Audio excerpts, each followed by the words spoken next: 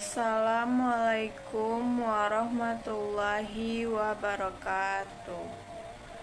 Perkenalkan, nama saya Sela Riana Sari, NPM B1A022215. Di sini saya akan menjelaskan mengenai mata kuliah hukum pembuktian, yang mana materi yang saya ambil yaitu dari bab 1 dan bab 11. Contoh sumber buku yang saya ada seperti ini.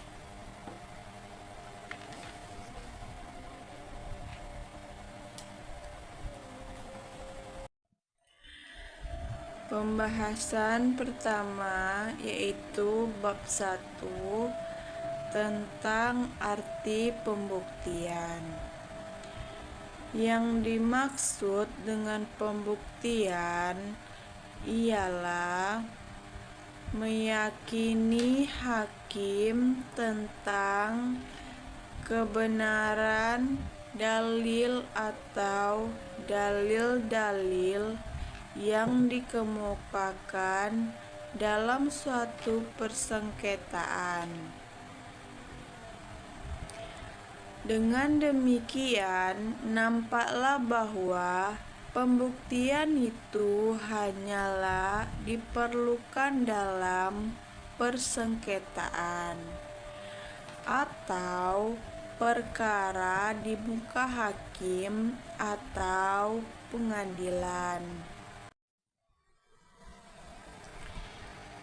Selanjutnya, tugas hakim atau pengadilan adalah menetapkan hukum untuk suatu keadaan tertentu atau menerapkan hukum atau undang-undang yang menetapkan apakah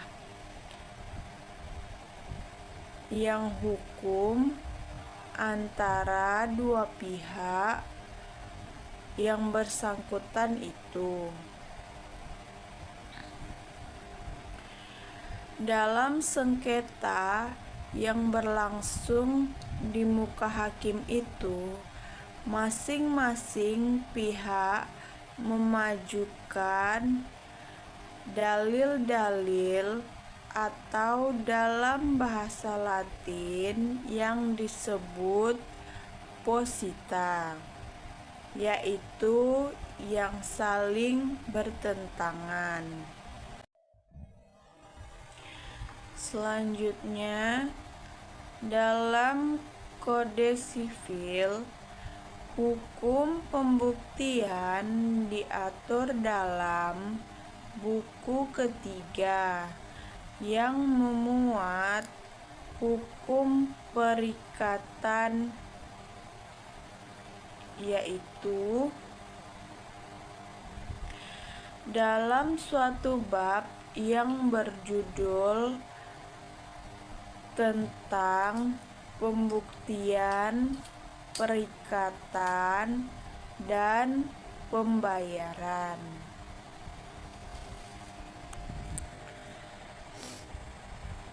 Dengan demikian, maka hukum pembuktian yang menjadi bahan pembicaraan dalam buku ini terdapat dalam 3 buku, yaitu 1. Kitab Undang-Undang Hukum Perdata. 2.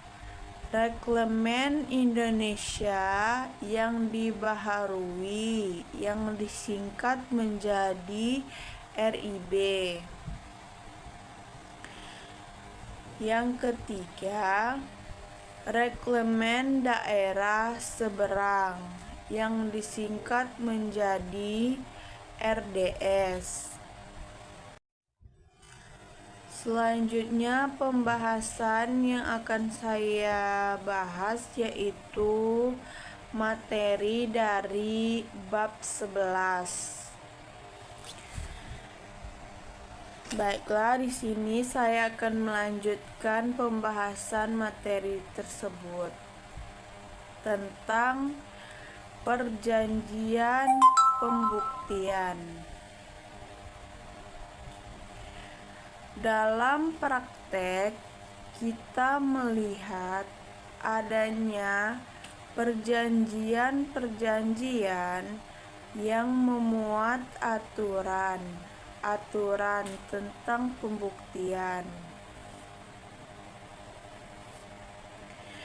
Artinya, mengadakan aturan-aturan sendiri yang akan berlaku antara pihak apabila mereka diwajibkan membuktikan suatu dalam hubungan dengan perjanjian-perjanjian tersebut. Selanjutnya, suatu perjanjian yang mengatur tentang pembuktian yang akan berlaku antara para pihak yang mengadakan perjanjian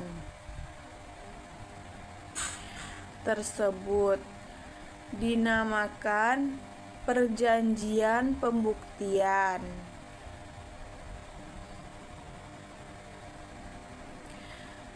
Yang menurut hukum memang diperbolehkan dalam batas-batas tertentu.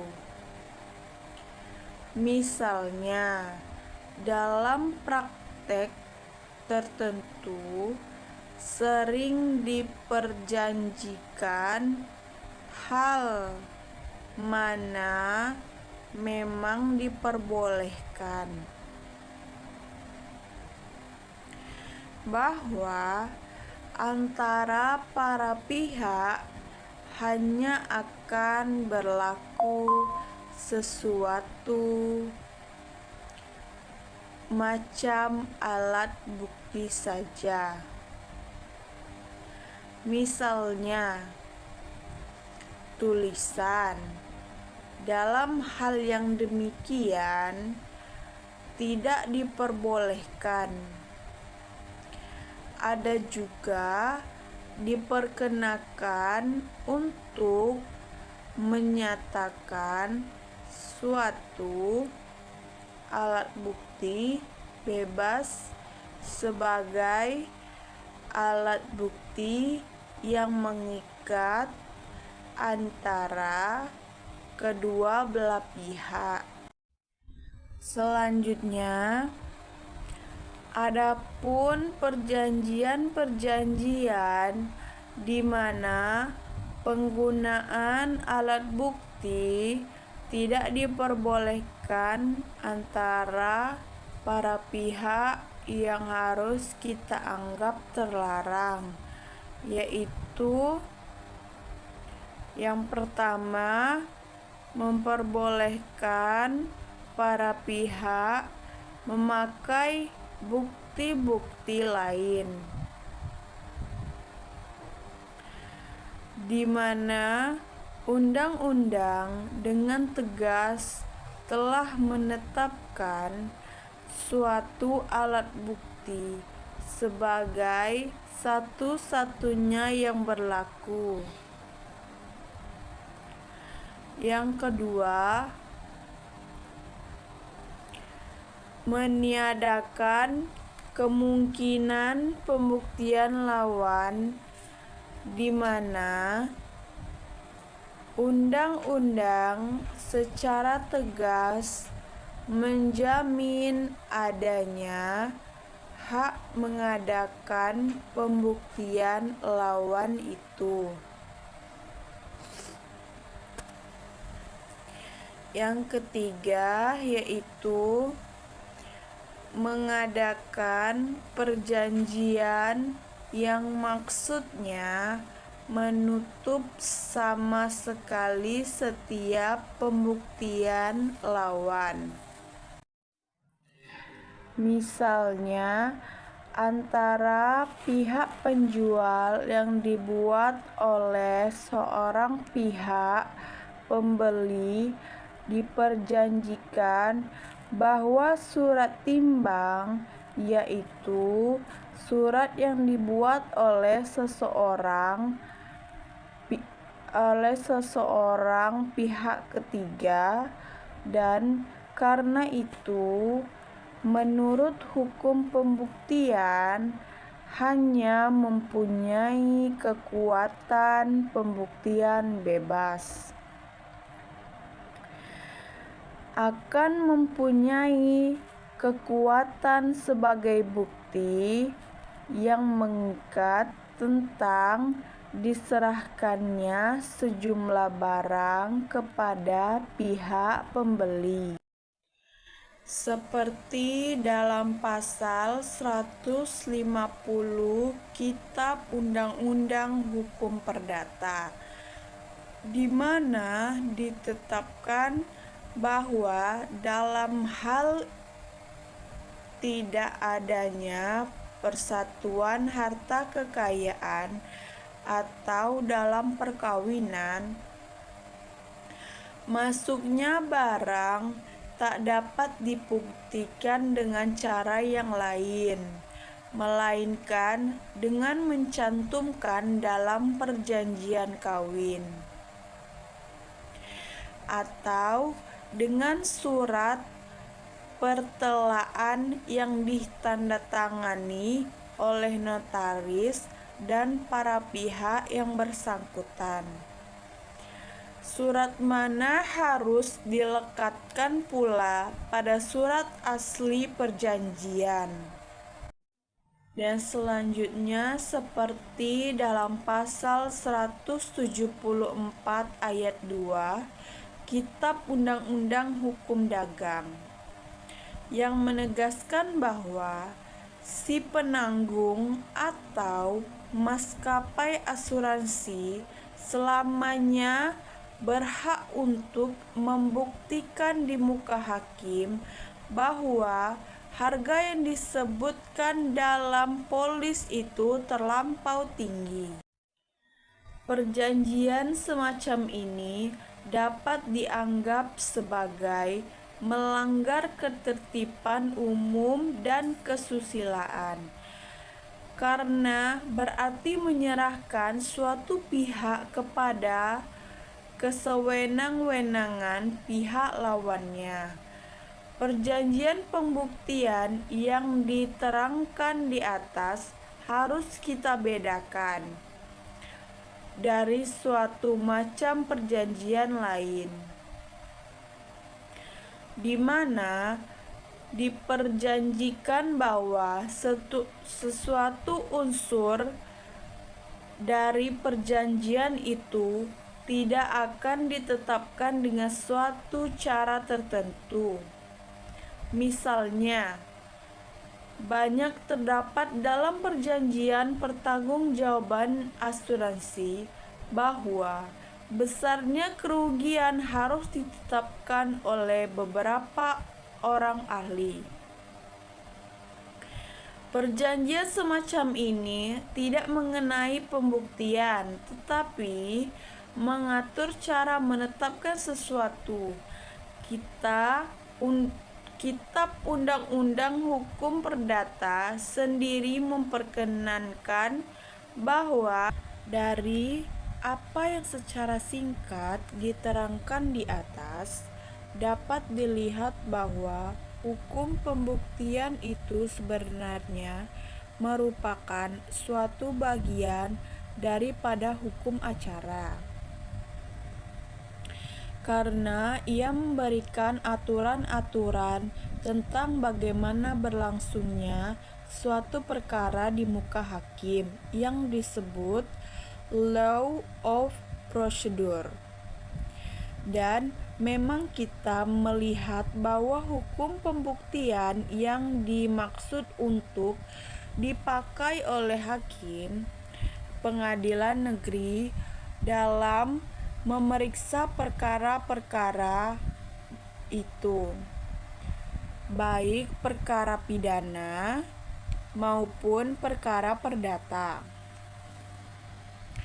terdapat dalam Reglamen Indonesia yang dibaharui, yang disebut RIB tadi.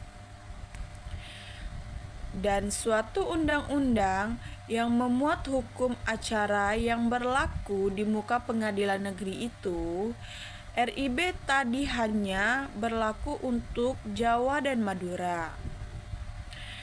Karena mengenai hukum acara perdatanya. Untuk daerah luar Jawa, sekedar mengenai acara perdata di muka pengadilan negeri, berlaku Reglamen Daerah Seberang yang disebut Reglamen Buetegwesten, yang untuk mudahnya akan kita singkat dengan RDS. Tentang hukum acara yang berlaku tadi dapat kita lihat dari Undang-Undang Nomor 1 Tahun 1951 tentang tindakan-tindakan sementara untuk menyelenggarakan kesatuan susunan, kekuasaan dan acara pengadilan sipil. Suatu pertanyaan timbul, mengapa hukum pembuktian ini juga diatur dalam Kitab Undang-Undang Hukum Perdata? Suatu kitab undang-undang yang dimaksud memuat hukum material.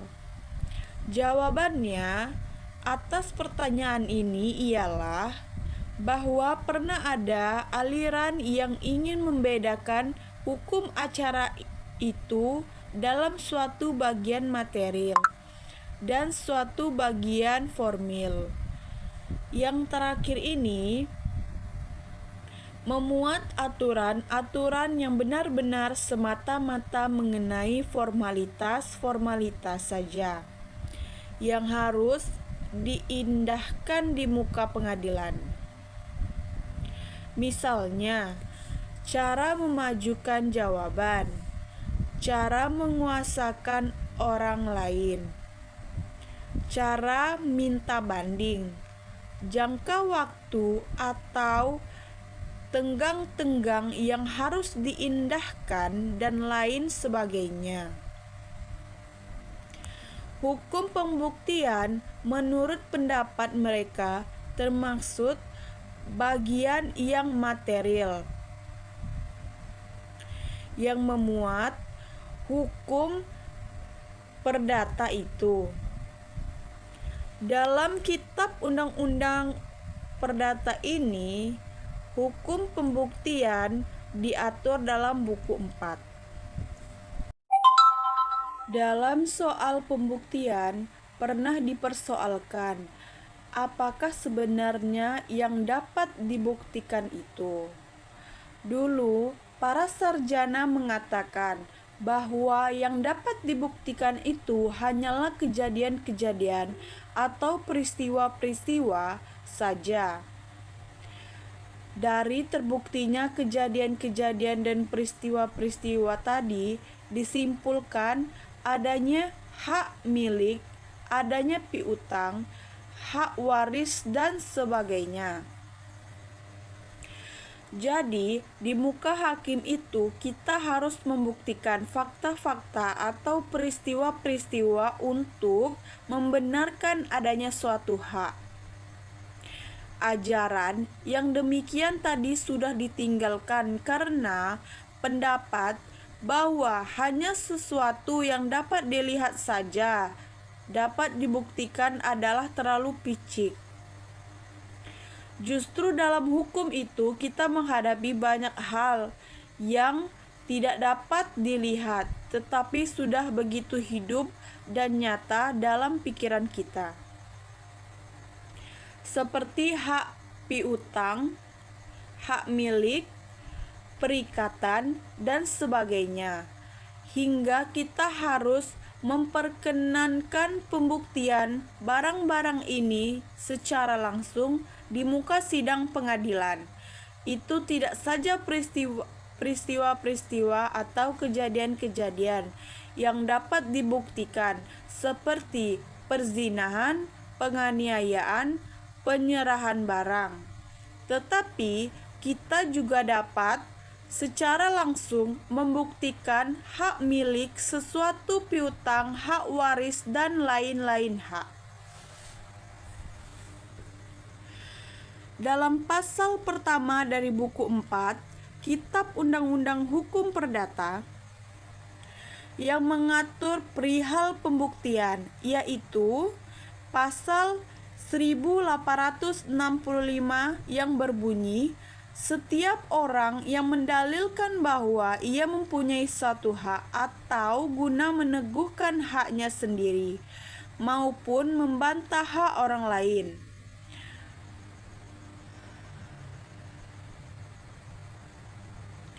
menunjukkan pada suatu peristiwa diwajibkan membuktikan adanya hak atau peristiwa tersebut.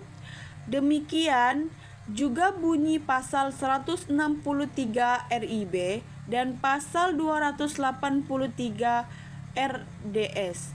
Jelaslah nampak dari pasal-pasal tersebut bahwa tidak hanya peristiwa saja yang dapat dibuktikan, tetapi juga suatu hak.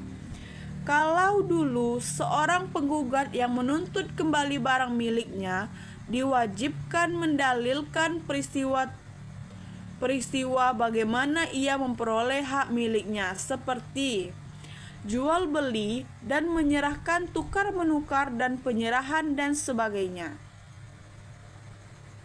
Sekarang ia sudah dapat diterima apabila ia secara singkat mendalilkan bahwa ia adalah pemilik atau bahwa ia mempunyai hak milik atas barang sengketa. Pendirian para sarjana sekarang ialah bahwa surat gugatan itu sudah mencukupi asal tergugat, sudah dapat mengerti berdasarkan apa penggugat itu mengadakan tuntutannya. Dapat disimpulkan bahwa para pihak yang bersengketa itu diwajibkan membuktikan tentang duduknya perkara, tentang bagaimana hukumnya. Bukanlah kewajiban mereka untuk membuktikannya, karena kewajiban hakim untuk mengetahui hukum itu dan menerapkan hukum ini sesudah ia mengetahui tentang duduk perkara itu. Berat juga beban hakim yang dianggap mengetahui segala-segalanya tentang hukum yang harus diterapkan itu, biar itu adalah hukum dari suatu negara asing sekalipun. Hukum dari negaranya sendiri kadang-kadang sudah tidak mudah diketahuinya. Misalnya, hukum adat yang hidup di pelosok-pelosok. Tidak jarang hakim itu harus mendengar saksi-saksi ahli yang tentang hukum adat berlaku di daerah-daerah, misalnya dalam soal-soal warisan. Sekian, itulah materi pembahasan tentang mata kuliah hukum pembuktian yang saya ambil dari bab 1 dan juga bab 11. Semoga bisa dimengerti. Terima kasih, dan ini saya ulangi untuk bukti saya memiliki referensi buku hukum pembuktian. Ini atas nama saya.